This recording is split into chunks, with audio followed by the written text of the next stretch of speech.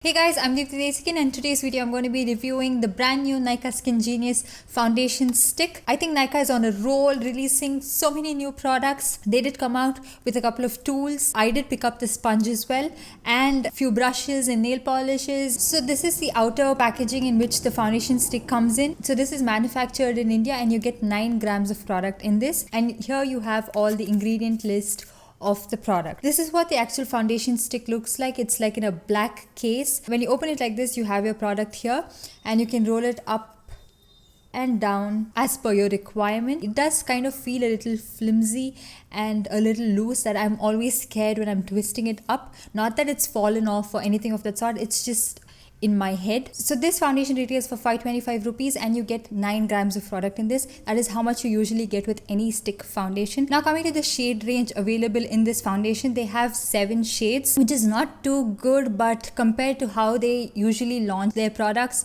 it is not very bad, because when they actually launched the Nykaa Skin Genius foundation, they launched it with 5 shades. Now they have 2 more shades and this is the shade Warm Honey. Now when I blended it out, it does look fine, but when I did apply it in the beginning, it did look a little too dark. Now coming to the consistency of this foundation, like when you apply it on your skin, like any other stick foundation, you do have to drag it a little bit and it is a little bit stiff because you have to get over that first layer and then you can apply it easily. So the way I applied it today, for my entire face, I used the Cetaphil Ultra Hydrating Lotion as a moisturizer, and only to the right side of my face, I used a primer. This is the Lakme Absolute Blur Perfect Primer.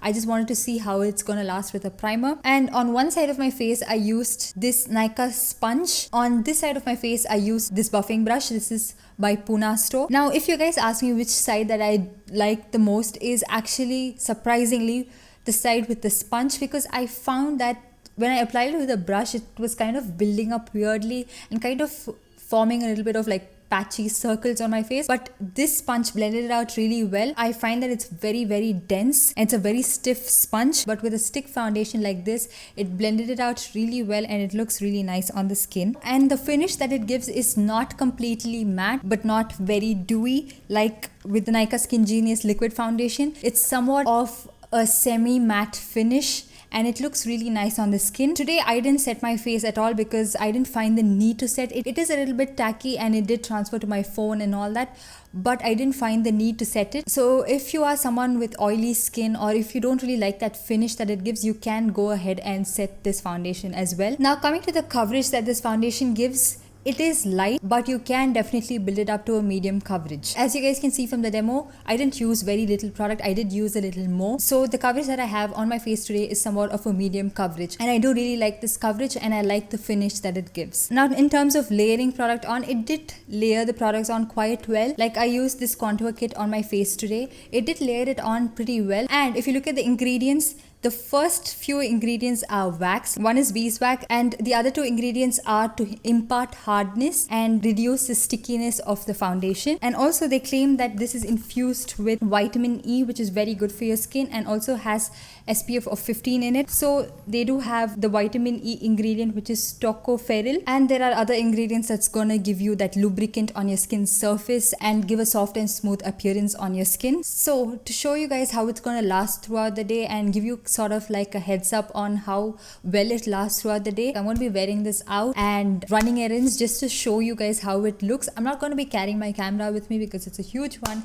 and I can't keep walking around with it, but I'm going to be going out right now and I'll check back in. I don't know what time I'll be checking back in, but that will be my final check-in. And right now the time is 1:13, so stay tuned. Hey guys, I'm back and the time currently now is 5:20.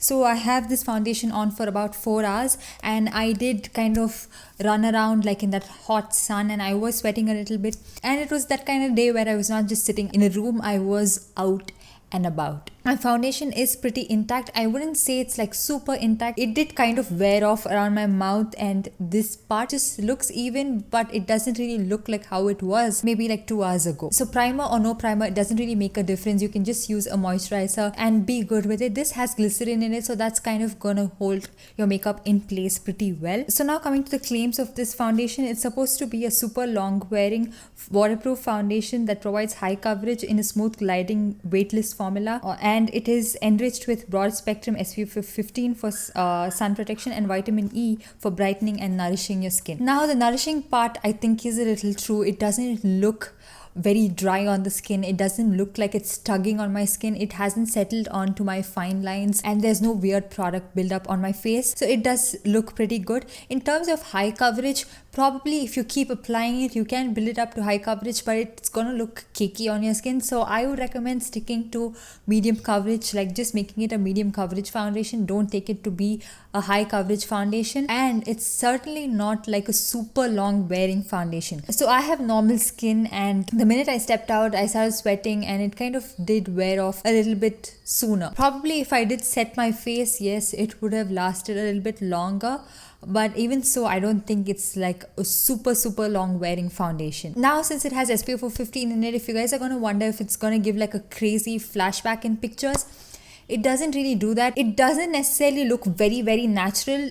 It does have a little bit of a white cast, but not too much, not like the Lakme Argan Oil foundation where it gives like a white cast on your skin. It doesn't look like that. It does photograph decently well. So I would recommend this to someone with kind of normal to even oily skin, have sort of like a mature skin, and you have dark spots or you have any sort of pigmentation you want to cover up. This wouldn't do that for you. Of course, you can go over this with a good concealer, but the coverage that this foundation gives is so much better than the Nykaa Skin Genius foundation. This for me is very light medium. With this foundation, you would need about 8 stripes on your face to get that medium coverage, but it gets it up to that medium coverage. Coming to in terms of price point, would I recommend it to you guys? That's totally your call as to what you would spend your hard-earned money on, because this is the amount of product you're gonna get. So if you are someone who uses foundation on a regular basis, so you will finish up this product a lot sooner than someone probably who uses foundation sparingly. Like if you're looking to invest in that one good foundation, you might not